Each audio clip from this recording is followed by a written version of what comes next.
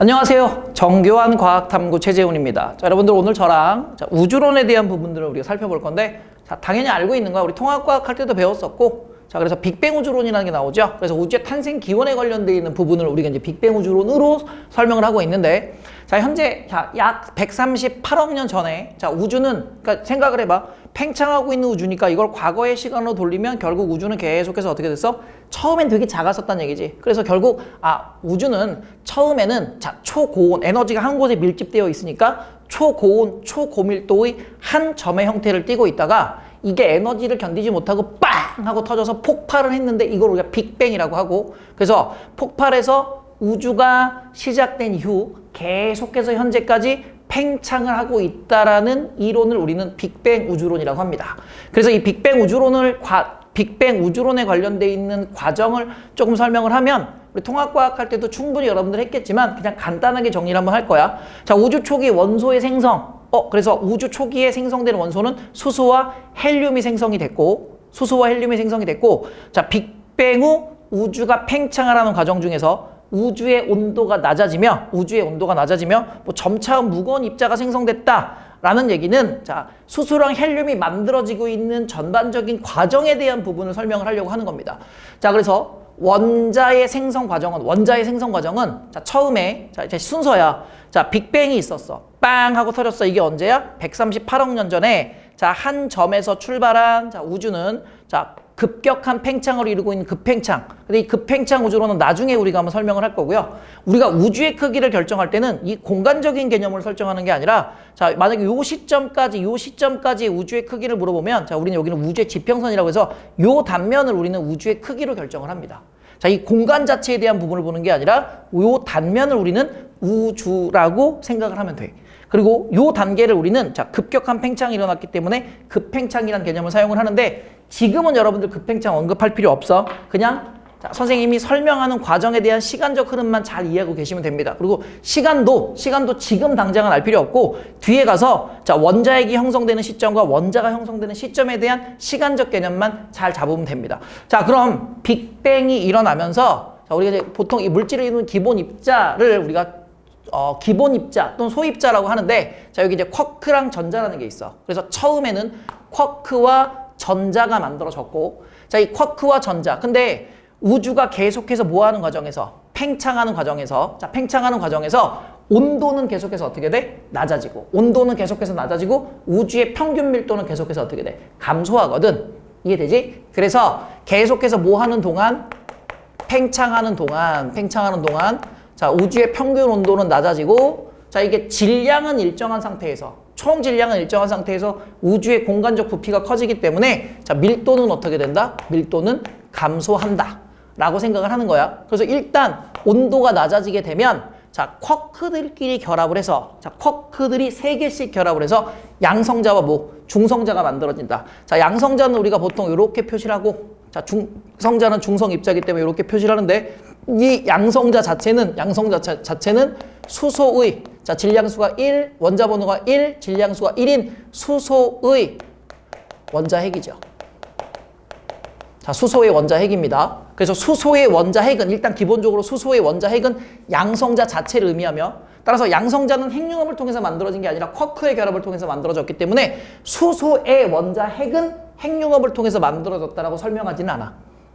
이해되셨습니까? 그래서 양성자와 중성자까지 형성이 됐고, 자, 이제 중요하죠. 빅뱅 후, 자, 우주의 부피는 계속 해졌고, 자, 빅뱅 후 몇 분이 경과했을 때, 이거는 꼭 알아야 돼. 빅뱅 후 3분이 경과했을 때, 자, 빅뱅 후 약 3분이 경과했을 때, 자, 양성자와 중성자가 서로 충돌을 하면서 뭉쳐. 그래서 뭐가 만들어졌다? 원자핵이 만들어졌다. 순서야. 그러니까 시간이 지날수록 지네들끼리 뭉쳐갖고 점점 무거운 입자화 돼가고 있다는 얘기지. 근데 이때 이 원자핵은 수소와, 자, 뭐의 원자핵? 헬륨의 원자핵으로 이루어져 있다.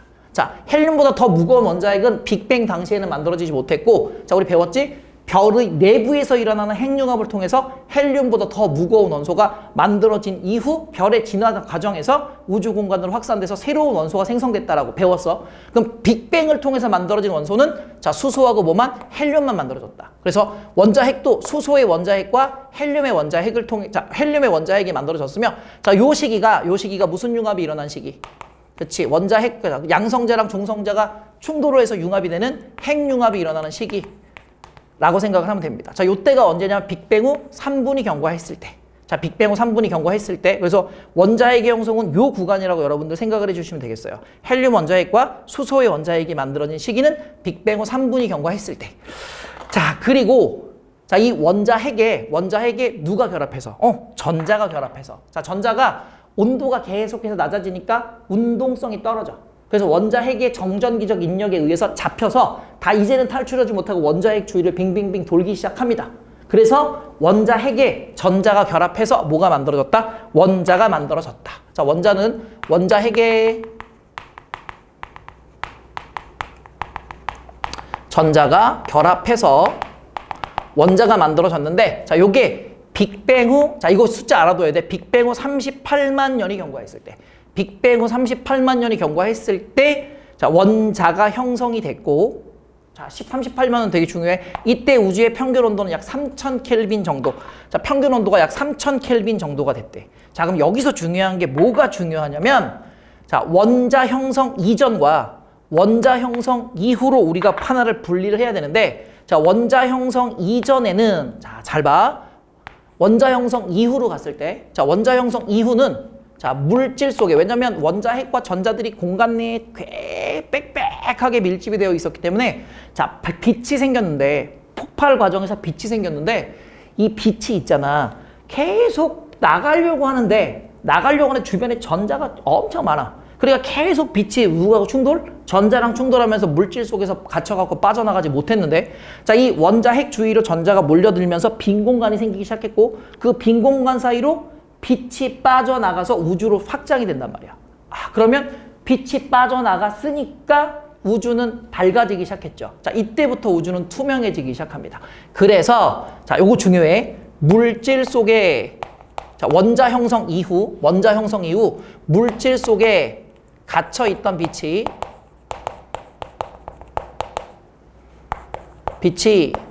자, 빠져나가 자, 우주 또는 자, 공간으로 자, 확산되었다 또는 퍼져나갔다 라는 거야. 자, 그래서 이렇게 물질 속에 갇혀 있던 빛이 빠져나가서 우주로 확산되어 있기 때문에 자, 우주는 투명해지기 시작했고요.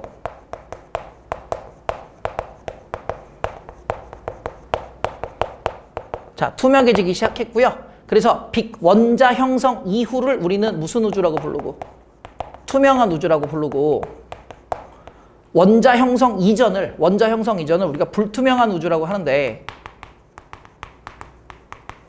자, 불투명한 우주라고 하는데 자, 이때를 우리는 보통 우주 암흑시대라고 불러줘.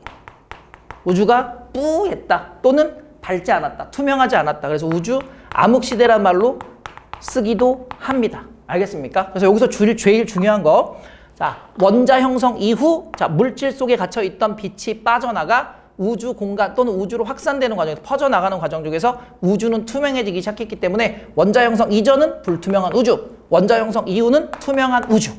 근데 다 아는 걸 왜 여기서 설명을 다시 하냐면 자, 우리가 이제 빛은 있잖아. 특징이 한 번 만들어지면 자, 진행하는 과정 중에서 거기서 새로 생성되거나 아니면 없어지지 않아? 그러면 이 빛은 사실 언제 만들어져? 빅뱅 당시에 어떻게 됐어? 생성이 됐어. 그리고 계속 물질 속에 갇혀 있다가 원자 형성 이후에 빠져나간 거거든. 그래서 이 빛이 현재도 관측이 돼야 되는데 이 빛을 우리는 무슨 배경 복사라고 합니까? 네, 우주 배경 복사라고 합니다. 그래서 우주 배경 복사의 형성은 빅뱅 후 38만 년 이후 원자 형성 이후에 우주 배경 복사가 형성됐다라고 하고 이때 물질 속에 갇혀있던 빛이 우주 공간으로 빠져나갈 때 확산될 때 뭐가 길어지는 거야? 파장이 길어진다. 그래서 현재 이 우주 배경 복사는 지구에서 관측할 수 있고, 자, 이 우주 배경 복사의 관측이 빅뱅 우주론에 뭐가 된다? 증거가 된다. 그래서 우주 배경 복사의 형성, 이때 이 빛은 우주 공간으로 또는 우주로 확산될 때, 자, 원래보다 파장이 점차 길어지면, 왜냐면 공간이 계속 넓어지니까 파장이 계속해서 길어져서 현재 관측되는 우주 배경 복사의 파장은 굉장히 길게 나타난다라는 거죠. 이해되셨나요? 자, 그래서 이 빅뱅 우주론의 전반적인 내용은 38만 년 이전과 38만 년 이후에 대한 부분과 우주 배경 복사에 대한 개념을 여러분들 정확하게 이해하시고, 자, 쿼크 전자, 그 다음에 원자핵 전에 양성자, 중성자, 그리고 양성자, 중성자 뭉쳐서 원자핵, 그리고 원자핵의 전자가 결합해서 원자가 만들어지는 과정이 있다라는 걸 여러분들 정확하게 이해하고 계시면 특별하게 어려운 내용은 없을 겁니다. 자, 그럼 이제 우리 빅뱅 우주론의 증거를 볼 건데, 자, 빅뱅 우주론의 증거는 두 가지를 볼 거야. 자, 빅뱅 우주론의 증거는 일단 첫 번째는 우주 배경 복사. 자, 우주 배경 복사. 자, 그 다음에 두 번째, 수소와 헬륨의 질량비가 몇 대면 3대 1로 나타나는 것. 그래서 우주 배경 복사가 관측되어야 하며 현재 우주에 자, 우주에 있는 수소와 헬륨의 질량비가, 왜냐면 빅뱅 당시 수소랑 헬륨이 만들어졌고 현재 우주에는 수소와 헬륨이 가장 많은 양을 차지하고 있으며, 자, 이 수소와 헬륨의 질량비가 약 3대 1로 측정이 되어야 된다고, 또 3대 1이 되어야 된다고 뭐 했어?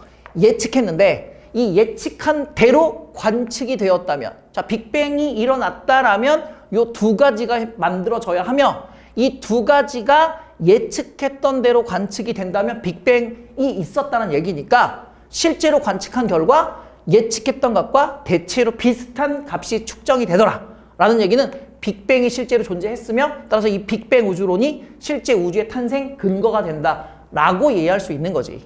이해되셨습니까? 자, 그러면 우리 우주 배경 복사의 관측부터 한번 봅시다.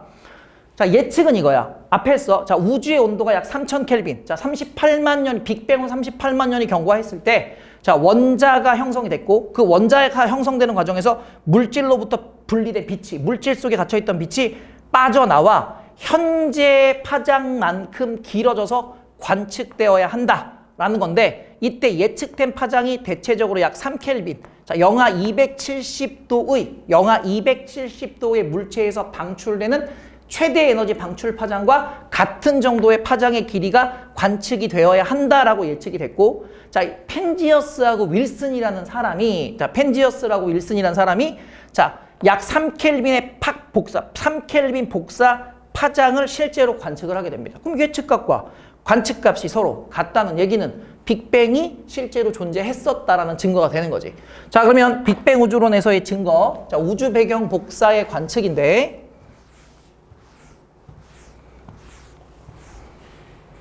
자, 봐. 38만 년이 경과했을 때 물질로부터 분리된 빛이 빠져나와서, 자, 우주 공간으로 퍼져나가는데, 자, 시간이 지날수록 어때?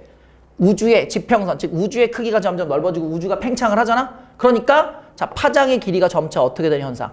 자, 파장의 길이가 점차 길어지는 현상이 나타나는 거지. 자, 요게, 확산된 우주 배경 복사의 파장이 현재로 해서 점차 길어졌다라는 거고, 자, 요게 우주 배경 복사에 관련되어 있는 플랑크 곡선이고요.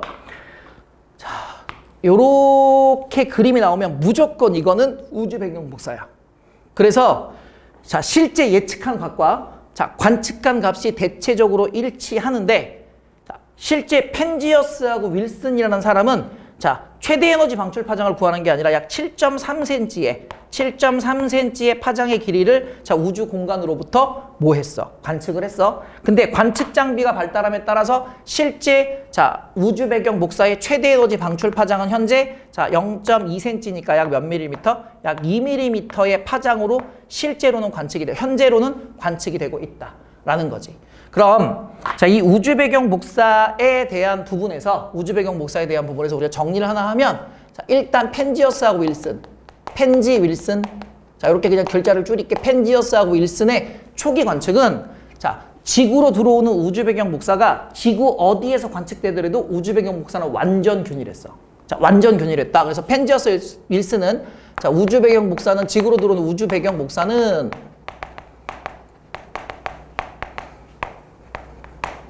완전 균일.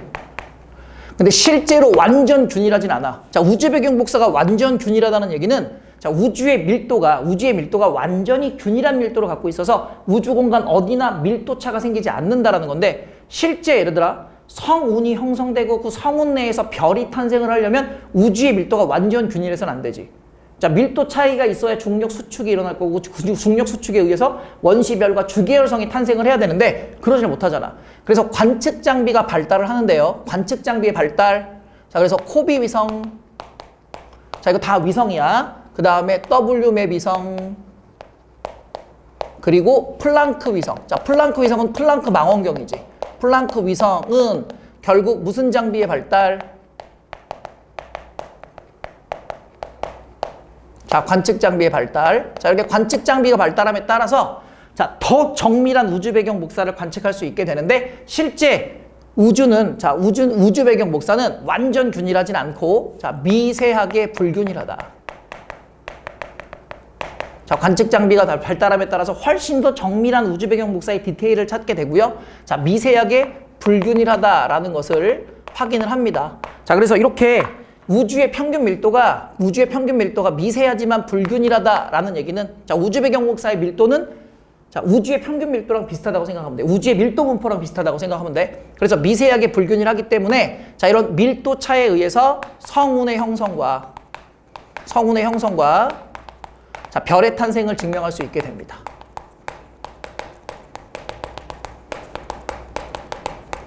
자, 이해되셨습니까? 자, 요게 빅뱅 우주론의 첫 번째 증거, 우주 배경 복사의 관측이다. 자, 그 다음 두 번째. 자, 수소와 헬륨의 질량비.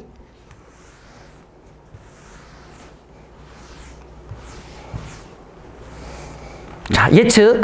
자, 빅뱅이 일어났다면 현재 우주는 수소와 헬륨이 가장 많은 양을 차지하고 있어야 하며, 자, 이때 수소와 헬륨의 질량비가 약 3대 1로 측정이 될 것이다. 또는 3대 1의 분포로 나타나게 될 것이다 라고 예측을 했고, 자, 이 예측하는 과정은 이거야. 자, 이건 사실 수능에서는 언급되진 않을 건데 내신에서는 나올 수 있어요. 그래서 자, 초기 양성자와 중성자가 형성됐을 때 사실 선생님이 양성자를 P라고 놓을 거고 중성자를 N으로 놓을 거야.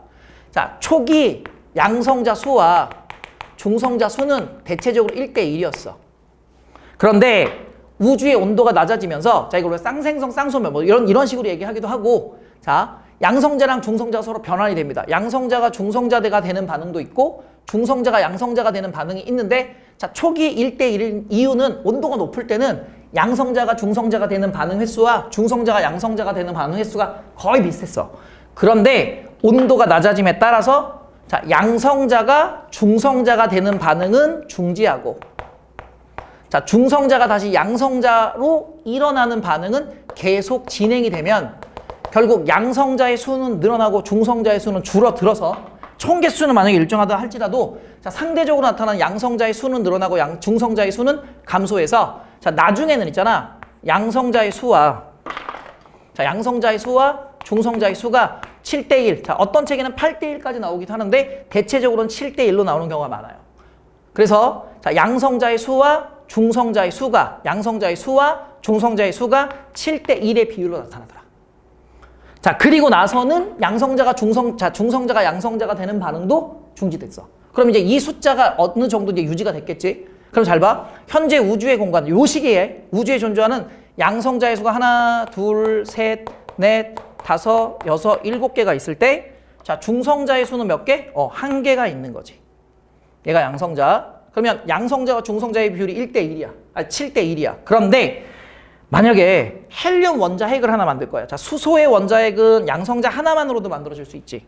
아까 선생님이 분명히 얘기했어. 수소 원자는 양성자 하나로 이루어져 있고 거기에 전자 1개가 결합되어 있기 때문에 원자번호 1번 질량수가 1인 수소의 원자핵이야. 그럼 양성자 자체가 뭐의 원자핵이다? 수소의 원자핵이다. 근데 헬륨은 원자번호 1번 질량수가 4니까 얘는 양성자 2개의 중성자 몇 개? 2개. 그럼 중성자가 반드시 2개는 되어야 헬륨 원자핵 하나를 만들 수 있단 말이지. 그럼 헬륨을 만들기 위해 필요한 중성자의 수가 몇 개가 필요하므로 2개가 필요하므로 중성자 2개에 대한 비율에 대해서 양성자가 몇 개가 만들어지냐면 또 7개가 만들어져야 될 거 아니야. 그러면 자, 하나만 만들어 볼게. 총 양성자 14개에 대해서 중성자 2개가 있을 때 요렇게 묶어서, 자, 요렇게 묶어서 무슨 원자핵이 만들어질 수 있냐면 헬륨 원자핵 하나가 만들어질 수 있으므로 헬륨 원자핵 하나가 만들어지기 위해서는 양성자, 즉 하나, 둘, 셋, 넷, 다섯, 여섯, 일곱, 여덟, 아홉, 열, 열하나, 열둘이라고 하는 수소 원자핵이 12개가 생긴다는 얘기지. 따라서 이 과정을 통해서 수소 원자 수하고 여기 어쨌든 전제가 결합해서 원자가 만들어질 테니까 수소 원자 수하고 헬륨 원자 수하고를 예측을 한 결과 자, 수소 원자 12개가 만들어질 때 헬륨 원자는 항상 1개의 비율로 만들어지므로 원자 수 B는 12대 1이 돼. 그러면 질량비를 찾을 건데 자, 질량비는 수소 같은 경우에는 질량수가 1이고 이놈이 총 12개의 비율로 있을 때 헬륨은 1개고 자, 질량수가 얼마? 4고 질량수가 4고 개수는 대신에 몇 개밖에 안 만들어지면 1개밖에 안 만들어지거든. 그러면 자, 이 자식은 수소의 총 질량이 12가 될 때 헬륨의 총 질량은 얼마? 비율적으로 4가 되니까 그러면 요게 질량비가 3대 1이 되겠구나라고 예측한 거야. 이해되셨습니까?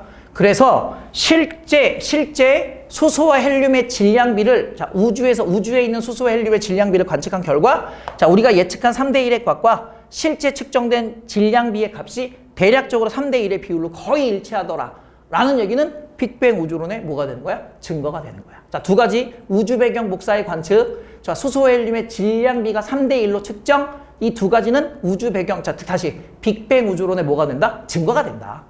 이해돼?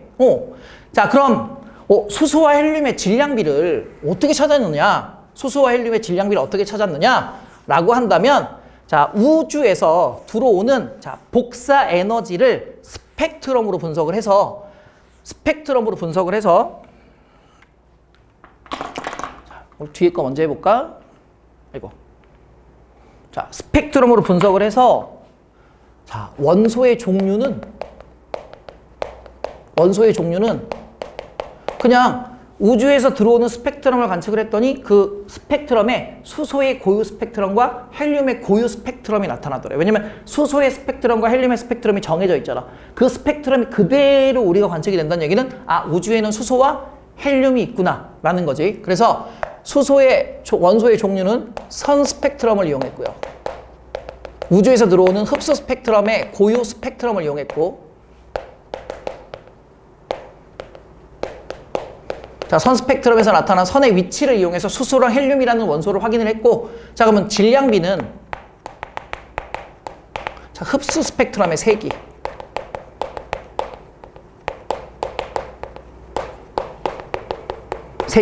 그래서 흡수 스펙트럼의 세기는 질량이 클수록 즉 질량이 클수록 흡수 스펙트럼의 세기가 세다.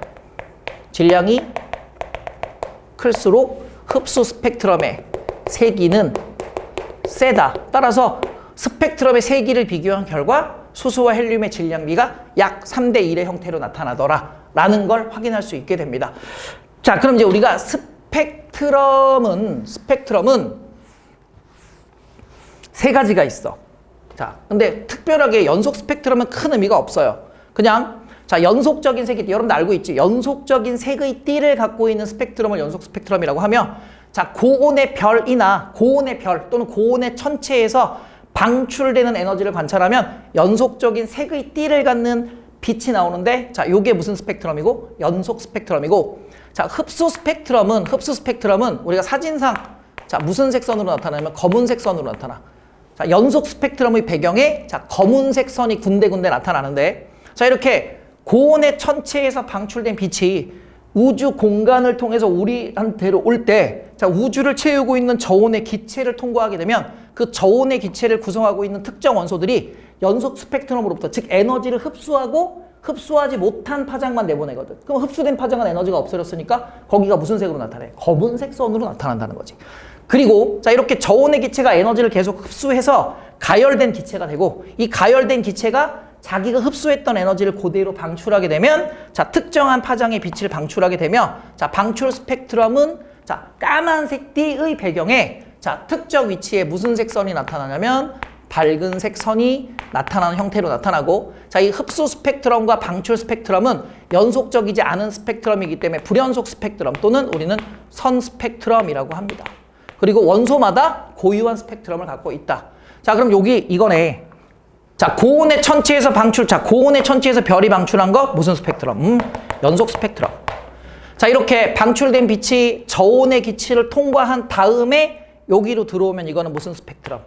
흡수 스펙트럼. 검은색 선. 자, 그리고 이 고저온의 기체가 에너지를 흡수해서 다시 에너지를 방출하면, 자, 요게 이 기체가 방출하는 무슨 스펙트럼? 아이고, 연속 미쳤어. 연속 스펙트럼이 아니라 무슨 스펙트럼? 방출 스펙트럼. 자, 그럼 얘들아, 이게 연속 스펙트럼일 때 하고 흡수 스펙트럼일 때 하고 방출 스펙트럼일 때 하고의 차이점을 한번 살펴보면, 선생님이 플랑크 곡선을 그냥 그려볼 거야. 자, 이게 만약에 일반적인 플랑크 곡선, 그럼 요거는 무슨 스펙트럼? 네, 연속 스펙트럼. 그런데 자, 흡수 스펙트럼은 똑같은데 군데군데 에너지가 없어. 자, 여기가 흡수돼서 여기가 무슨 색선으로 나타나는 거야? 검은색 선으로 나타나는 거야. 이렇게 되면 이건 무슨 스펙트럼? 자, 특정 위치의 에너지가 흡수된 흡수 스펙트럼. 그리고 요거를 다시 무슨 스펙트럼으로 그리면? 방출 스펙트럼으로 그리면 흡수된 영역의 에너지만 이렇게 방출하는 형태가 나타나게 돼. 이렇게. 그래서 요선의 위치, 요선의 위치, 요선의 위치, 요선의 위치, 요선의 위치가 같다는 얘기는, 자, 이 자식은, 이 두 놈은 같은 원소고, 단지 요거는 무슨 스펙트럼이고, 흡수 스펙트럼이고, 요거는 무슨 스펙트럼이 된다. 방출 스펙트럼이 되며, 자, 결국 요거를 딱 붙이면 요거랑 똑같은 스펙트럼이 만들어진다는 얘기지. 이해되셨나요? 자, 그래서 연속 스펙트럼 표현하는 거, 흡수 스펙트럼, 방출 스펙트럼이 어떻게 나타나는지에 대한 부분까지 여러분들 확인을 하시면 되겠습니다. 자, 긴 시간이었지만 여러분들 꼭 복습하시고요. 수고하셨습니다.